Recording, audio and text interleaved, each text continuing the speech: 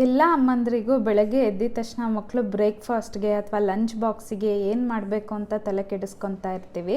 ಹೆಲ್ತಿಯಾಗಿರೋದೇನಾದರೂ ಒಂದು ಮಾಡಬೇಕು ಅಂತ ಅನ್ಕೊತಾನೆ ಇರ್ತೀವಿ. ಇವತ್ತಿನ ರೆಸಿಪಿನ ನೀವು ಲಂಚ್ ಬಾಕ್ಸಿಗಾದರೂ ಮಾಡ್ಬೋದು, ಬ್ರೇಕ್ಫಾಸ್ಟಿಗಾದರೂ ಮಾಡ್ಬೋದು, ಎರಡಕ್ಕೂ ಸೂಪರಾಗಿರುತ್ತೆ. ಬನ್ನಿ ಇದನ್ನು ಹೇಗೆ ಮಾಡೋದು ಅಂತ ನೋಡೋಣಂತೆ. ಇಲ್ಲಿ ಫಸ್ಟ್ ಒಂದು ಪ್ಯಾನ್ಗೆ ನಾನು ಒಂದು 2 ಸ್ಪೂನ್ನಷ್ಟು ಎಣ್ಣೆ ಹಾಕ್ಕೊತಾ ಇದ್ದೀನಿ. ಇಲ್ಲಿ ನೋಡಿ, ನಾನು ಒಂದು ಸಣ್ಣ ಸ್ಪೂನಲ್ಲಿ 2 ಸ್ಪೂನ್ನಷ್ಟು ಎಣ್ಣೆ ಹಾಕ್ಕೊಂಡಿದ್ದೀನಿ. ಇದನ್ನೆಲ್ಲ ಕಡೆಯೂ ಈ ರೀತಿ ಸ್ಪ್ರೆಡ್ ಮಾಡಿಬಿಟ್ಟು ಈಗ ಇದಕ್ಕೆ ಈ ಬೇಬಿ ಕಾರ್ನ್ ಇದೆಯಲ್ಲ, ಇದನ್ನು ರೌಂಡ್ಗೆ ಕಟ್ ಮಾಡಿ ಇಟ್ಕೊಂಡಿದ್ದೀನಿ, ಅದನ್ನು ಹಾಕ್ಕೊತಾ ಇದ್ದೀನಿ. ಇಲ್ಲಿ ಬೇಬಿ ಕಾರ್ನ ಬೇಕು ಅಂದರೆ ನೀವು ಬೇಯಿಸ್ಕೊಂಡು ಕೂಡ ಹಾಕ್ಕೋಬೋದು. ಈಗ ಇದಕ್ಕೆ ಒಂದು ಸ್ವಲ್ಪ ಉಪ್ಪು ಮತ್ತು ಒಂದು ಸ್ವಲ್ಪ ಖಾರದ ಪುಡಿನ ಹಾಕ್ತಾ ಇದ್ದೀನಿ.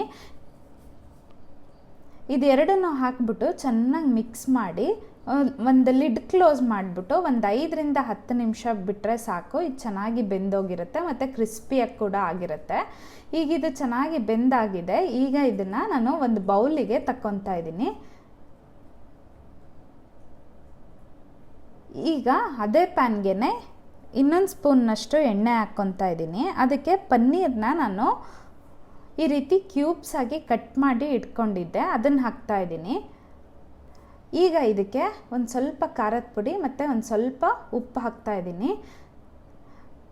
ಪನ್ನೀರನ್ನ ಈ ರೀತಿ ಫ್ರೈ ಮಾಡಿ ಹಾಕೋದ್ರಿಂದ ಕ್ರಿಸ್ಪಿಯಾಗಿ ಚೆನ್ನಾಗಿ ಟೇಸ್ಟ್ ಆಗುತ್ತೆ. ಹಾಗಾಗ್ಬಿಟ್ಟು ಈ ರೀತಿ ಫ್ರೈ ಮಾಡಿಬಿಟ್ಟು ಹಾಕ್ಕೊತಾ ಇದ್ದೀನಿ. ಅದು ಕೂಡ ಒಂದು ಸ್ವಲ್ಪ ಕಲರ್ ಚೇಂಜ್ ಆದಮೇಲೆ ಒಂದು ಬೌಲ್ಗೆ ತಗೊತಾ ಇದ್ದೀನಿ.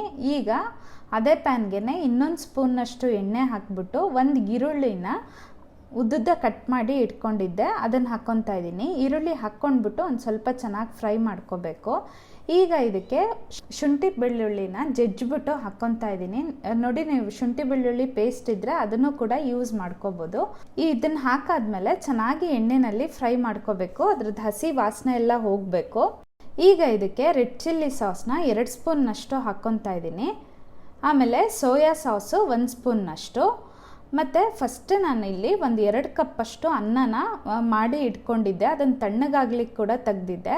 ಅನ್ನ ಹಾಕ್ಕೊತಾ ಇದ್ದೀನಿ. ಈಗ ಇದಕ್ಕೆ 1 ಸ್ಪೂನ್ನಷ್ಟು ಕಾಳು ಮೆಣಸಿನ ಪುಡಿ ಮತ್ತು ರುಚಿಗೆ ತಕ್ಕಷ್ಟು ಉಪ್ಪು ಹಾಕ್ಕೊತಾ ಇದ್ದೀನಿ. ಇದೆಲ್ಲ ಹಾಕಾದ್ಮೇಲೆ ಲಾಸ್ಟಿಗೆ 1 ಸ್ಪೂನ್ನಷ್ಟು ವಿನೇಗರ್ನ ಹಾಕ್ಕೊತಾ ಇದ್ದೀನಿ. ಇಲ್ಲಿ ವಿನೇಗರ್ ಆಪ್ಷನಲ್, ನೀವಿಲ್ಲ ಅಂದರೆ ಸ್ಕಿಪ್ ಕೂಡ ಮಾಡ್ಬೋದು ಇದನ್ನು. ಇದೆಲ್ಲ ಹಾಕ್ಬಿಟ್ಟು ಚೆನ್ನಾಗಿ ಮಿಕ್ಸ್ ಮಾಡ್ಕೋಬೇಕು. ಎಲ್ಲ ಚೆನ್ನಾಗಿ ಮಿಕ್ಸ್ ಮಾಡ್ಕೊಂಡಾದ್ಮೇಲೆ ನಾನು ಬೇಬಿ ಕಾರ್ನ್ ಫ್ರೈ ಮಾಡಿ ಇಟ್ಕೊಂಡಿದ್ದೆ ಅಲ್ವಾ, ಅದನ್ನು ಹಾಕ್ಕೊತಾ ಇದ್ದೀನಿ. ಆಮೇಲೆ ಪನ್ನೀರನ್ನ ಕೂಡ ಹಾಕ್ಕೊತಾ ಇದ್ದೀನಿ. ಎಲ್ಲ ಹಾಕ್ಕೊಂಡ್ಬಿಟ್ಟು ಚೆನ್ನಾಗಿ ಮಿಕ್ಸ್ ಮಾಡ್ಕೋಬೇಕು. ನೋಡಿ, ಬಿಸಿ ಬಿಸಿ ಪನ್ನೀರ್ ಬೇಬಿ ಕಾರ್ನ್ ರೈಸ್ ರೆಡಿಯಾಗಿದೆ. ಇದನ್ನು ನೀವು ಮಕ್ಕಳಿಗೆ ಬ್ರೇಕ್ಫಾಸ್ಟಿಗಾದರೂ ಸರ್ವ್ ಮಾಡ್ಬೋದು, ಇಲ್ಲ ಲಂಚ್ ಬಾಕ್ಸಿಗಾದರೂ ಸರ್ವ್ ಮಾಡ್ಬೋದು. Thanks for watching.